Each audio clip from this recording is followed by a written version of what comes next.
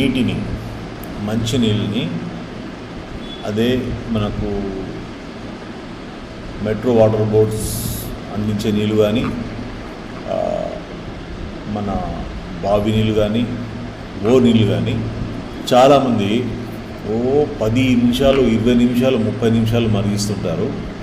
అయితే నీటిని ఎంతసేపు మరిగించి తాగితే మంచిది అనేది ఇక్కడ క్వశ్చన్. దీనికి నీటిని సాధారణంగా ఆన్సర్ వచ్చిందండి. సాధారణంగా నీటిని 5 నుంచి 10 నిమిషాలు బాగా మరిగించి తాగడం మంచిది.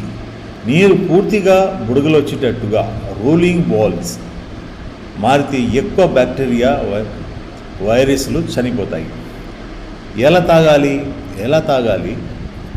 నీరు మరిగిన తర్వాత చల్లనివ్వాలి. ఫస్ట్ దాన్ని చల్లార్చుకోవాలి.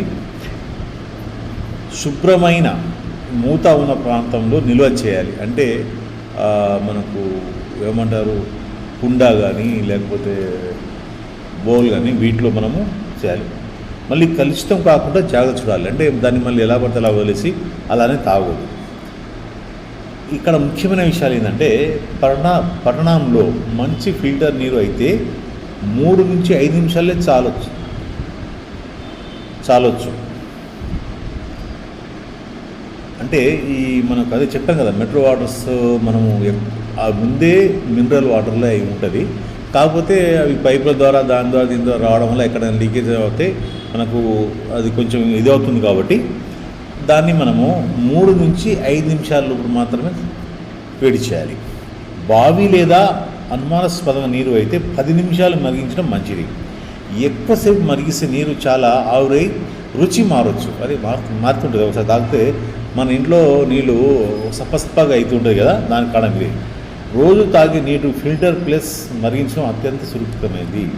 అంటే ఫిల్టర్ నీళ్ళైనా తాగాలి, లేకపోతే కాల్చి వడబోసిన నీళ్ళైనా తాగాలి.